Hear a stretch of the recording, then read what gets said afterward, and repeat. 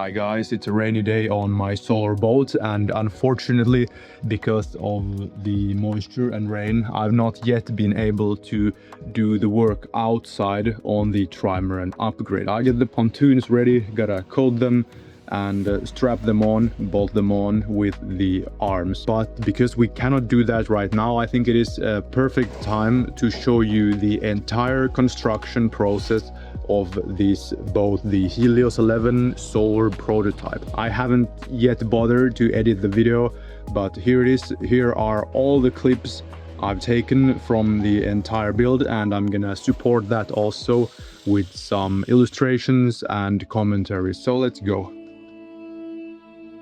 We begin from the dream. So I always wanted to have the maximum amount of freedom. As I'm working online, I can travel anywhere, but I do not want to travel by plane. I do not want to live in an Airbnb. It's terrible. I want something that is mine. And that's the reason I built the first prototype, the Vigilant 8.5. It was very efficient. I built it in like 3 months, and it goes 25 knots with this tiny Tohatsu 20 horsepower outboard.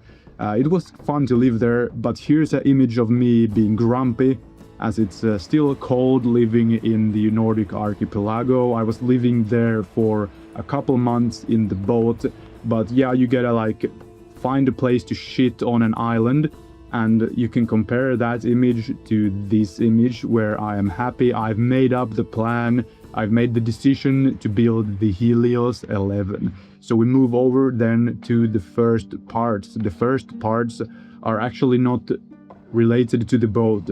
They are the components of the shed. I made a simple shed. It cost like 750 euros, all the pieces of wood, including the materials for the roof, the tarpaulin.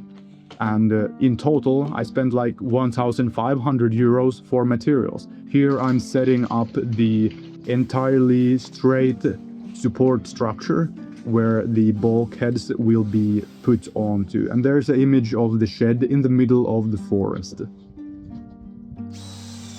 So we begin carrying the pieces of marine-rated Okume plywood. My brother is helping me here. These sheets were roughly 90 euros per piece at time when building, and I need roughly 60 for the entire boat, so it's not that expensive.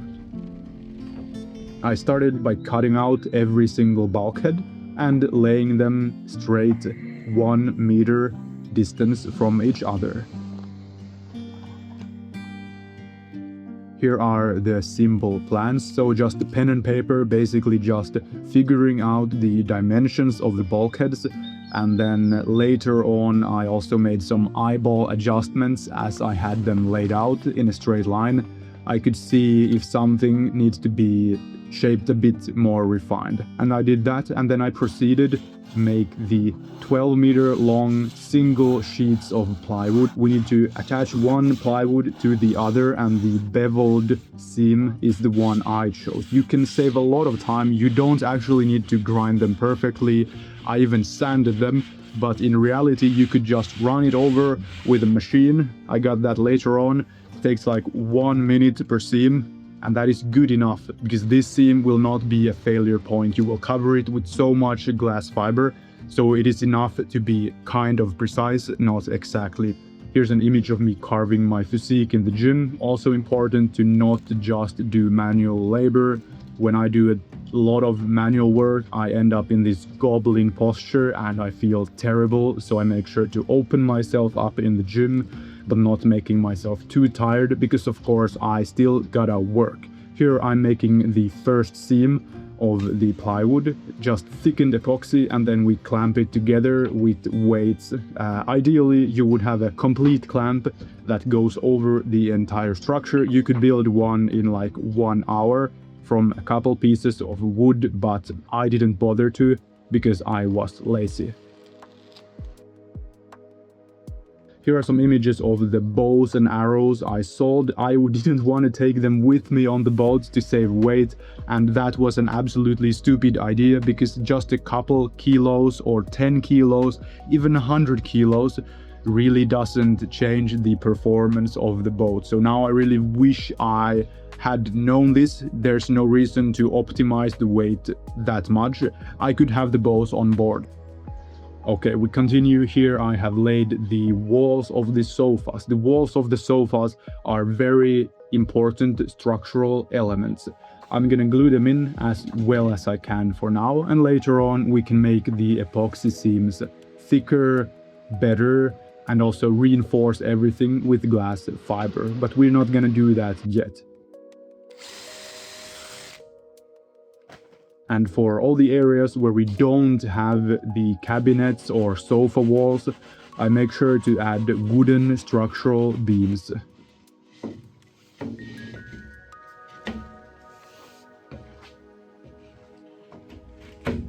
Now in hindsight, I wish I'd made these structural beams a bit thicker, but they were also easier to bend into shape because they were so thin. The most important aspect of these structural beams were actually not the strength, but helping me out with the gluing the bottom of the boat, the bottom of the plywood sheets on top of that, ensuring that everything is straight enough. The small beams do add a lot of strength, but I wish I'd made them thicker, as I mentioned. Here's an image of the cabin I lived in, and here's the outdoor gym where I trained with the boxers on to get the sunshine and vitality. Back to the shed. Here we got all the pieces, all the wooden beams glued together. I helped out with a bit of rope there, and I also bent and attached the structural beams here in the front of the boat. It doesn't need to be super precise because we'll take care of it later when we bend the plywood pieces on top of the bow.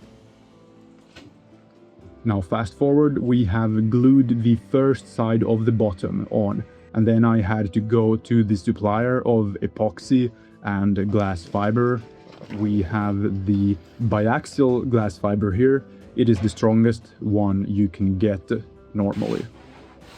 And whenever I'm making sure that things are straight, I mostly trust my eyeballs. This is sufficient if you have good eyeballs, and also if you're not gonna be racing on your boat, it's a good enough standard. Now we bend the 12-meter long plywood at the bow.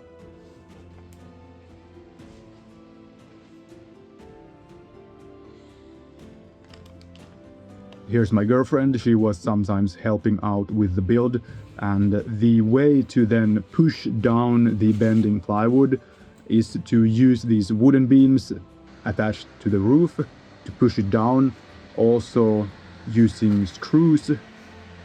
And another method is to use these tightening straps.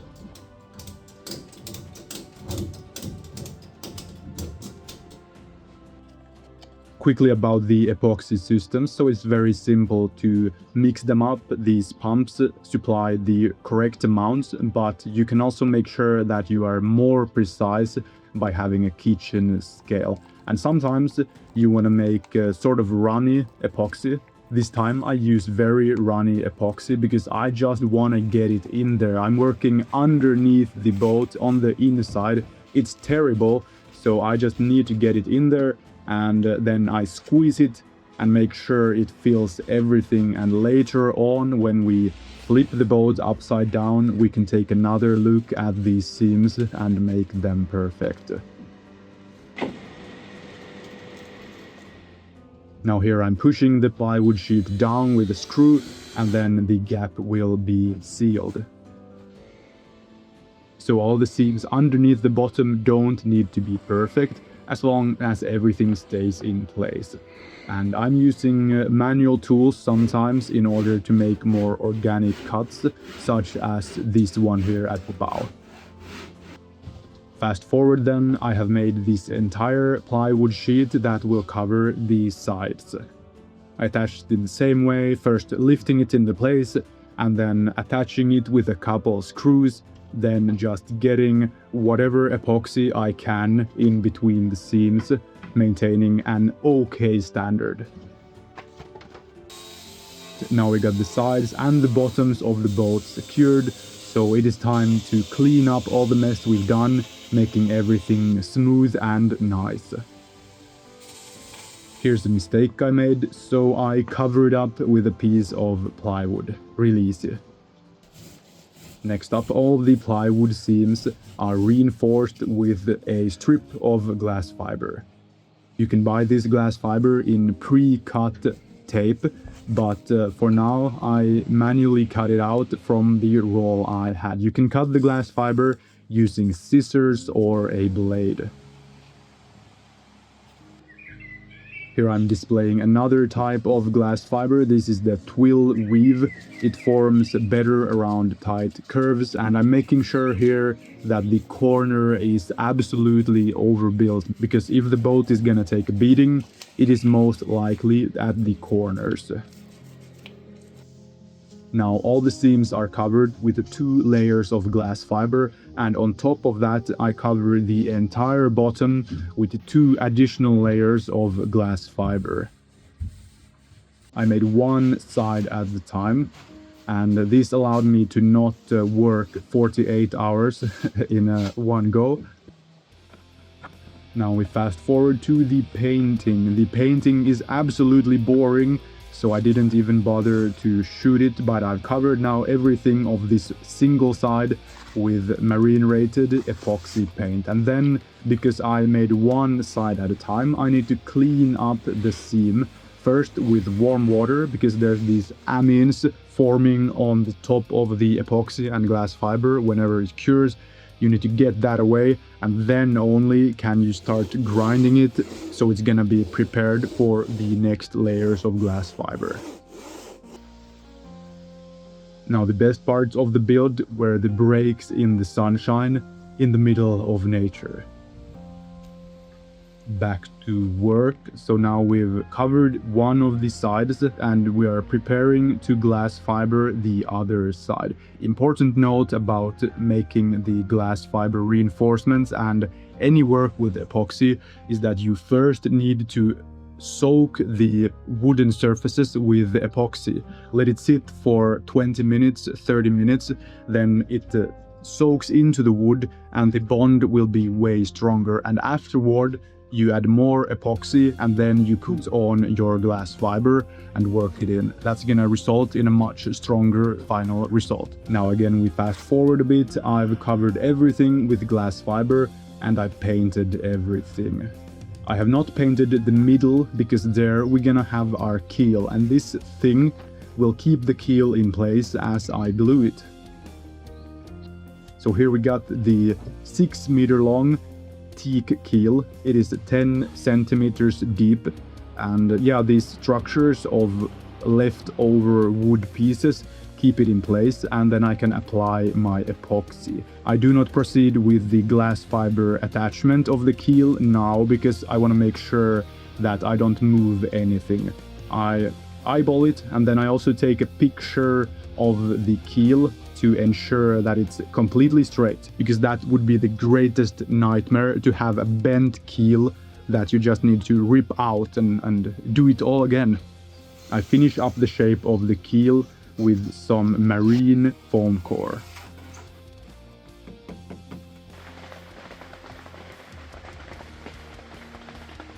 And again, I make sure that everything is nice and straight, and then we can proceed with the glass fiber reinforcement. Keep in mind, I do not need to coat the entire keel with glass fiber. The epoxy will take care of that. The epoxy paints will keep it watertight, and it is teak in the first place, and teak is an ideal material for underwater construction.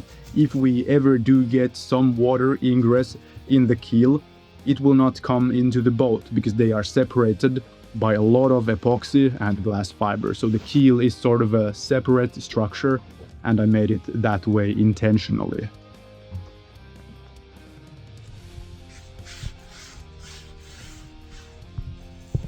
This here is the solution for possibly later on screwing something into the keel without damaging it. So I drilled these holes and then I fill it with epoxy, and that will allow me then to add a screw without damaging the keel.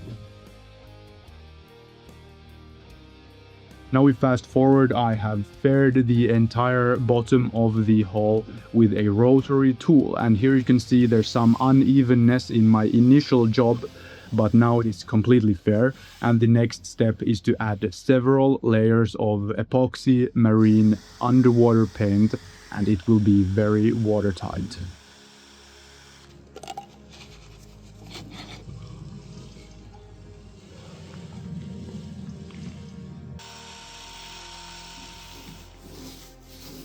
Finally, after the epoxy paint job is done, I paint the front side of the bottom with black paint because that is gonna be visible from the surface.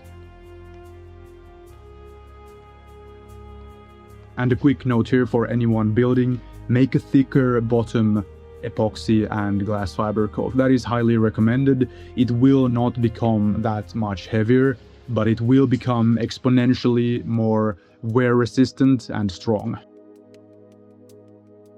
The final step then, before flipping over the boat, I added a bit of a reinforcement structure from aluminum in the front of the keel.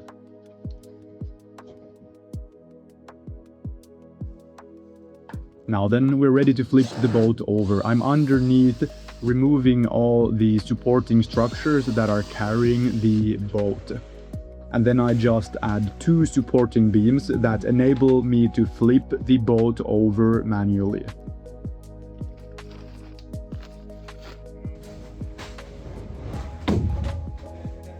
The flipping is working. We've got it so far very easily, and I made an assessment that, yeah, it should be strong enough to just flip over and wiggle around. So we start wiggling it around. At this point, I realized, wow, I've built a ship. I built something huge. This is way larger than I expected, and it will be a lot of room inside here once we finish it up.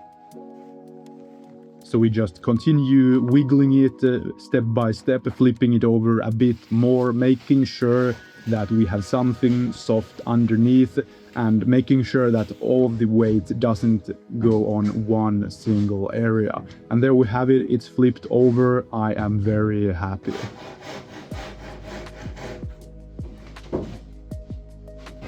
Now follows the fun part. So I just make a plan for cutting away all the rooms, cutting away space for the corridors, etc. And here I made a simple plan, so I know roughly the room layout. The room layout will determine what needs to be cut out and how much.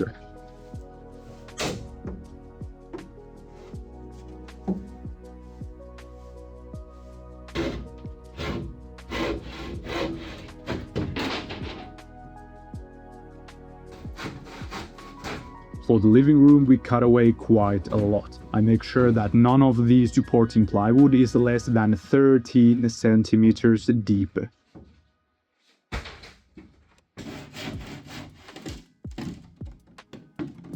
And now then, once I've cut away every single room, it is time to start the grind.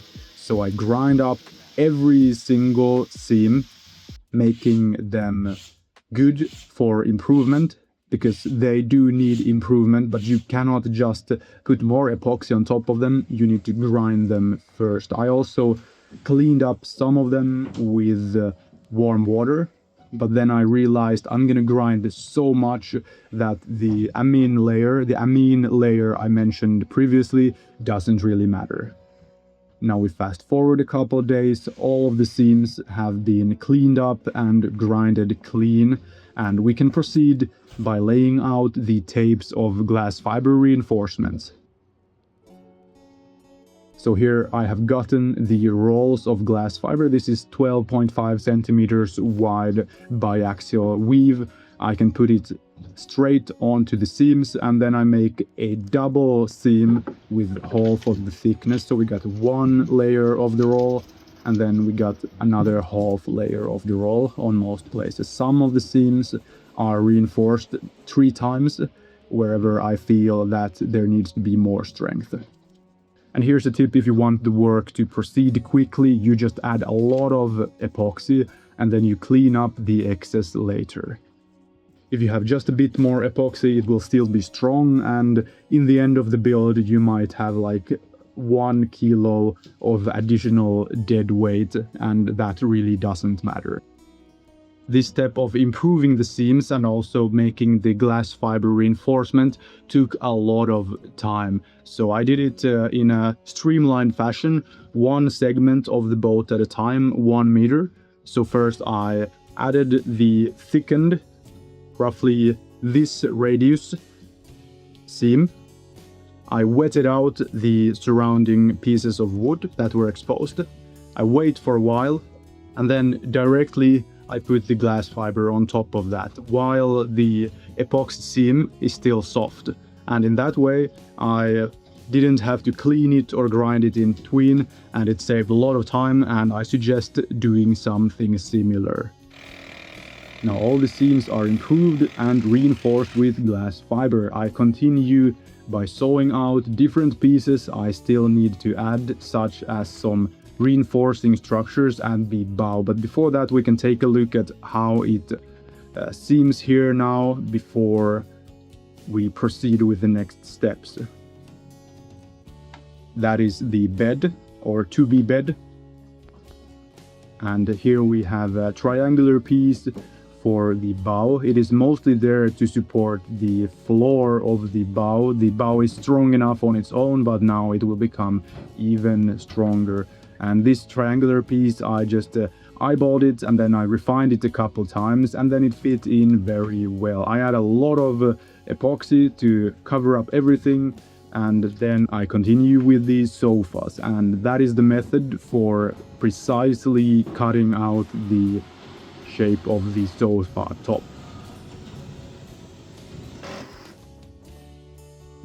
I put the sofa top in place and test it out. I need to make sure that it actually hits the supporting structures underneath, and it does. And I put a lot of epoxy on there, making sure there's no gaps, and press it into its right position, and put a lot of weights on top to keep it there. Then we reinforce the seams with more glass fiber. We don't need that much glass fiber, because this is a secondary supporting structure. It's sort of a support structure making the primary support structure stronger, and that is the wall of the sofa, not the top. Here I'm putting together a massive sheet that will be the front deck, and here I'm attaching the bed surface. Whenever I was not working in the shed, I spent a lot of time in nature. We found some mushroom in the forest of the Finnish autumn. The next day the bed is looking good. I also made some speed holes to reduce the mass without sacrificing strength. This day I return to the bow of the boat. I make sure that this floor here fits in pretty well. The floor here at the bow really adds a lot of rigidity and will make for a reserve bed spot. There's a lot of room here. You can sleep, and you can also store a lot of things, as I'm doing currently. I got just everything I don't know where I'm gonna put it. I put it in the bow of the boat.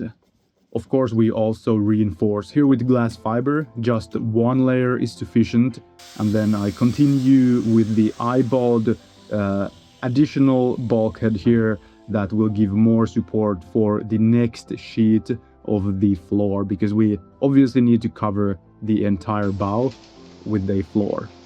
While that is hardening, I went to work on the kitchen. So that is the kitchen table. Simple stuff really, just a sheet, and there we have the sheet that will cover the fridge. Wherever we got the glass fiber, I need to grind it up properly so that the sheets of plywood that I attach here will really stick properly. That's how I've used clamps to keep things like the kitchen table in place, and it's really efficient, makes it way more easier than using screws, for example. Then you need to remove the screws and also clean it up afterward. Here is another example of the seams we make when we join plywood sheets together. Just using this grinder here, I've managed to make the bevels in just mere minutes, and then we pre-coat it with epoxy, and in 15 minutes we add the thickened epoxy paste and squeeze everything together and remove the excess whenever we can. If there's excess that we cannot remove, that is okay, because we can just grind it away later on. So we got the front deck waiting for us, but we cannot put it into place yet. We still need to lift up all these structural supports here, or bulkheads, as they are only 120 high, but the boat is obviously higher than that. Before doing that, I wanted to try out how strong the epoxy and wood composite really is. So I took a piece here from the front of the bow and started trying to break it, and you can look at it and determine that it's pretty strong. I don't think you could really break this thing in normal use. You really have to hit something, and you have to hit something hard in order for the boat to start breaking apart.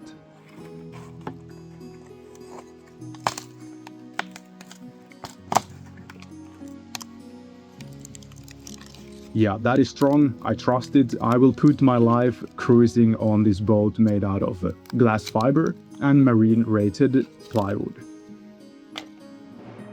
Okay, this is the current stage of the boat. It looks pretty neat, cleaned up. We've done some work here, not just work, but also cleaning things up. And then I proceed by extending the structural supports or bulkheads up with additional pieces. And I also made the bevels for these so they fit nicely together, and then we just put a lot of epoxy in there to make it solid. While that is hardening, I quickly wanna show you how I built the dinghy. So just XPS foam and putting it together with epoxy, you could really make a strong boat just out of foam core, but it's a bit more trickier and you end up with something that doesn't feel natural, and you need to do a lot of epoxy work, a lot of glass fiber work to make it strong enough to not break upon usage whenever you hit something even remotely hard. Back to the boat, we got the supports for the front deck. I put on the front deck and start the usual gluing process, putting in thickened epoxy and then putting more glass fiber on top of that to reinforce the seams. This was a pretty late night, but when you got it started, you gotta finish it, otherwise you have more work tomorrow. So whenever you're working with the glass fiber and epoxy, don't bite off a too large piece to chew, because then you end up with more work or exhaustion. Because when any unfinished epoxy hardens, you gotta clean it up, you gotta roughen it up and do a lot of more work before returning to that same place where you stopped at previously. These are the pieces that extend the structural supports up along the walls of the cabins. Here we have put them in place with more epoxy using the clamps. They stay in place pretty well. I just make sure eyeballing it that they are completely straight in all orientations.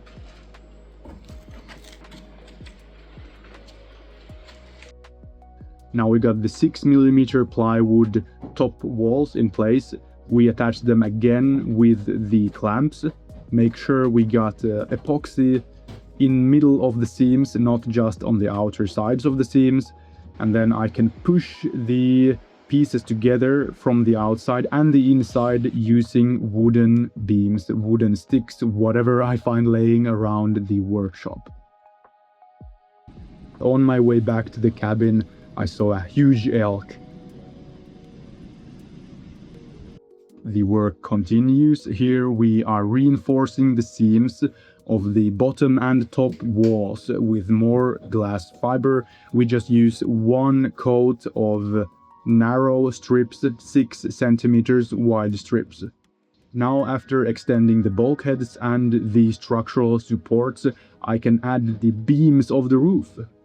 We also added an additional beam here on the side of the living room because the living room has the least amount of internal structural supports, so we make sure to make the walls a bit more rigid with this roughly 5 times 4 centimeter piece of wood.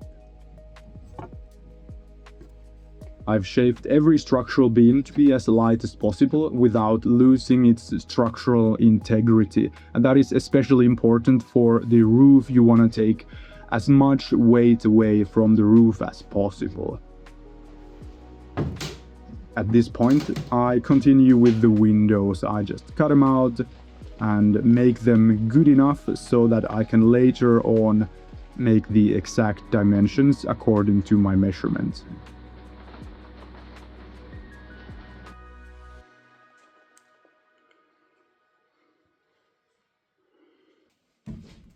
Now this is the compartment where the batteries and the motor will be placed at the back of the boat.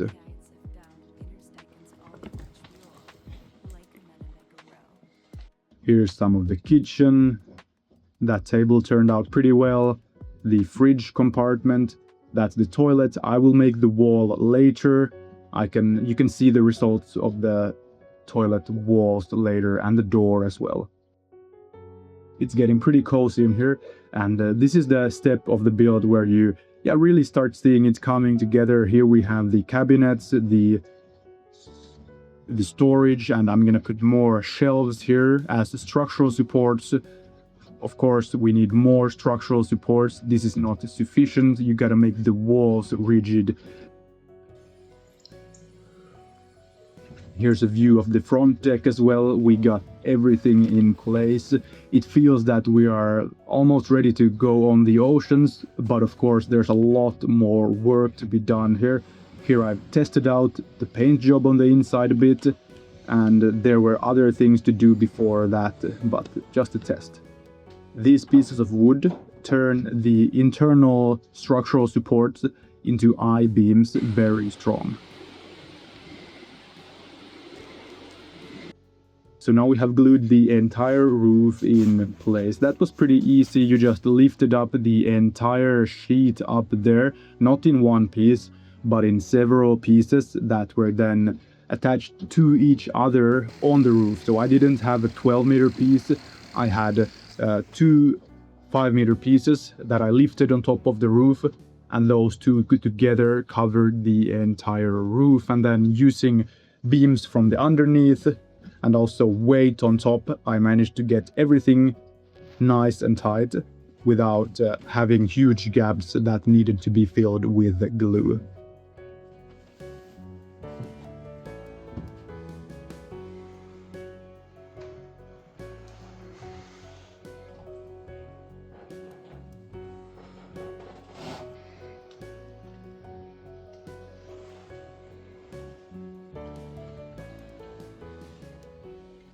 Let's take a look at the outside of the boat. It gives more of a complete picture of what's going on. We see the bottom sides connecting to the top sides, the roof, and how the bow brings everything together with the front deck. And we got a lot of things to do still with the doors, with the hatches, etc. Here's the door, and right here I'm making a couple of shelves. I'm gonna show how these are put into the right place and how they are adjusted to fit in perfectly using the eyeball method.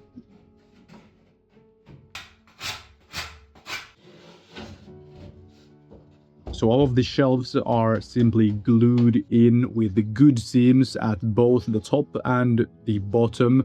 And I did not reinforce these seams with glass fiber as they don't need to be that strong. Here we have some work on the cockpit. Simply put a couple wooden support beams, and then later on we can add more structures in between. I cut away something here to make for a small window, removing some unnecessary mass from the top while also enabling driving from the bed. I can see out. While the supports of the cockpits are curing, I cut out the windows. I got this 3mm surface reinforced plexiglass. I also picked up a couple of solar panels here, got the roof solar panels, so 8 standard panels, brought them to the property, and then we continue with a bit of work on the roof. We got the central beam going on top of the roof to bring more strength, but most importantly, it is there to give a gap between the panels. So the panels go on top of that, and then there's going to be knobs on the outer sides. And that gives us a 2 centimeter gap of ventilation, improving the efficiency of the solar array, as well as not making me cook in summer. Now here's the progress of the cockpit, or the driver's cabin, as I like to say. I put these panels here. We're gonna get solar panels on top of those front pieces, and then I move to the other end of the boat, working on the structures around the engine mount. These structures here are also very important for making the sun deck strong enough to jump on.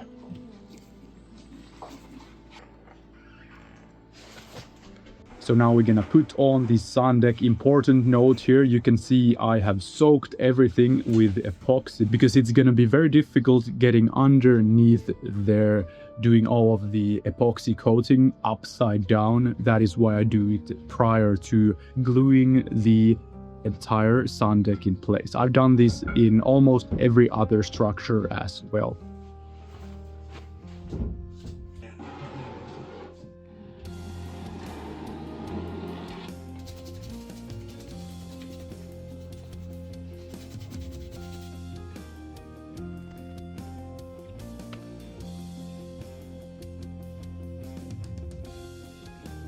Back to the front of the boat, I remove some of the excess of this plywood. This is 6mm plywood. Everything above the actual body of the boat is 6mm plywood. It's strong enough, but much lighter.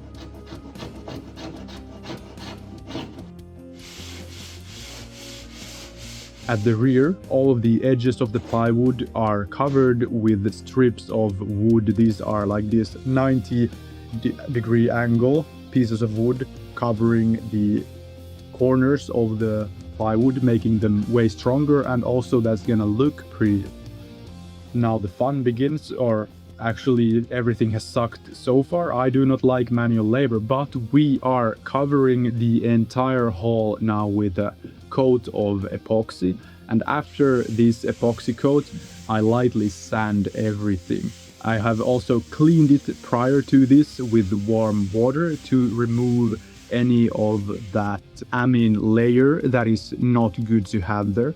And after grinding it up lightly, we can paint everything with black. We got this one component black paint by Hempel. It's a marine rated paint for above the waterline, and applying it was very simple, and because it's a fairly matte black, it's very forgiving. We just put it on there and the finish is nearly perfect. In the end, there's always gonna be something like salt, dirt on the boat. It will not be shining, and I do not care about cleaning my boat. I haven't cleaned the boat now in 6 months, and it's looking pretty good.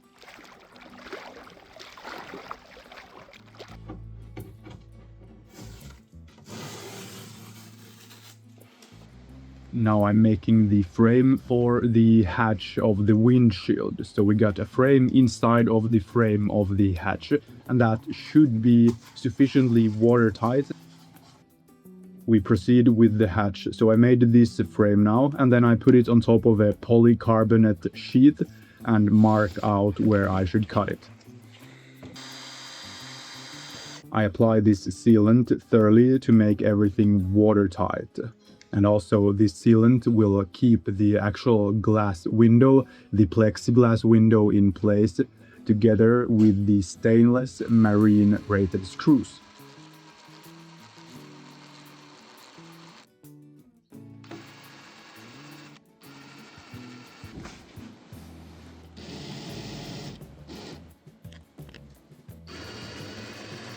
It's time to test the hatch. Yeah, it is working, and it's not watertight yet, but once I add the sealant, it will be highly watertight.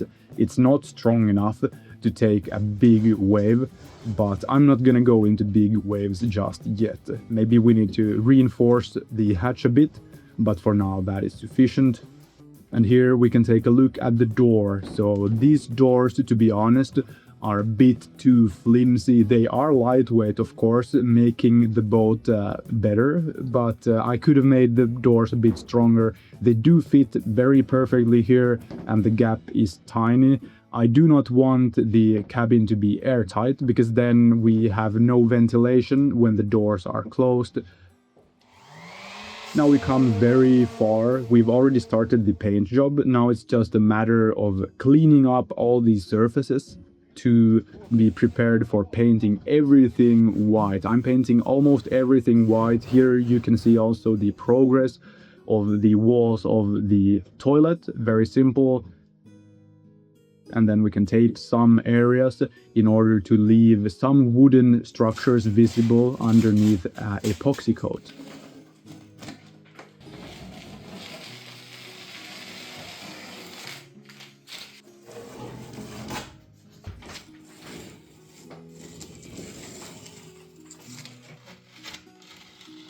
Progress now, we got everything painted white, and the front hatch is looking good, and there's just a couple more details to look at.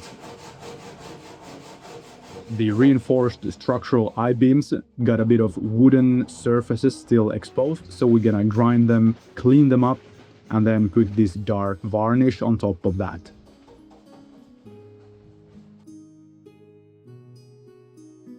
Here I got one clip where I just extend the walls of the toilet.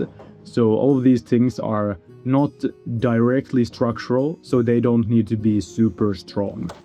We continue with the windows. So I got everything cut out. Now it's just a matter of removing the safety cover. I just drill the holes for the screws and make sure that everything aligns. I apply the sealant without making too much of a mess, and then we attach the windows with screws.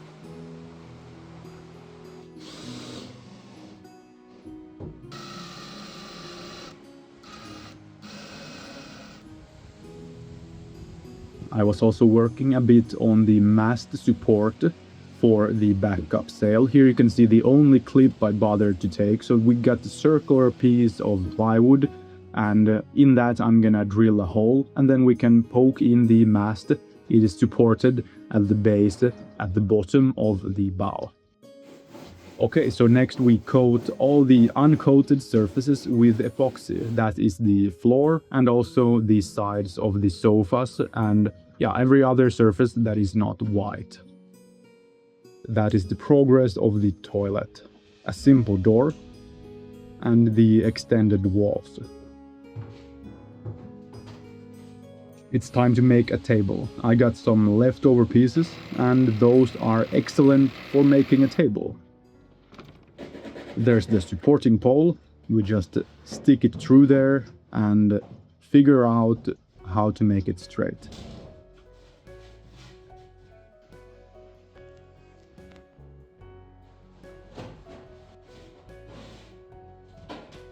Here we're coming back with some more pieces of wood for the trailer, and my girlfriend also, Faye, has been helping me with the build. Very useful at times, and I'm useful at all times.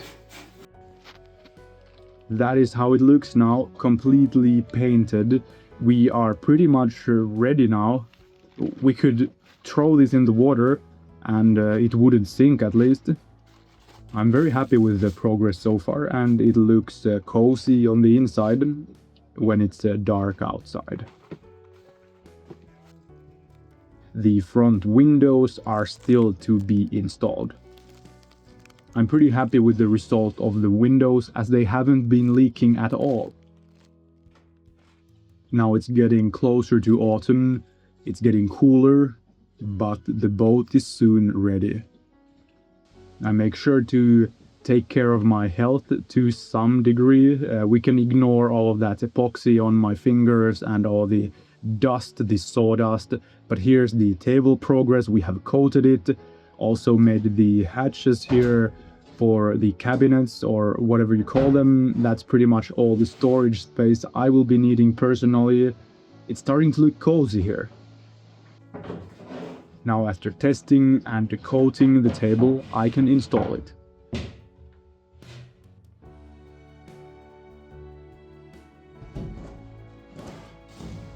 The table, as you can see, is also pretty light. I wish I'd put like 1 kilogram of additional materials into it to make it a bit more rigid, but we cannot complain. We got a lightweight performance table now.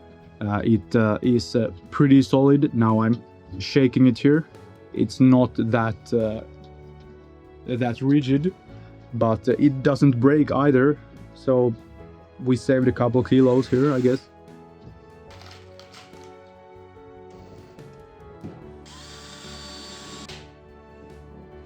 Okay, the table is installed, kind of happy, and there we got still the windows looking super ugly. We gotta cover the edges with some wooden pieces later on. Here we got some magnets I found in the hardware store. We're gonna see what can be made for the door.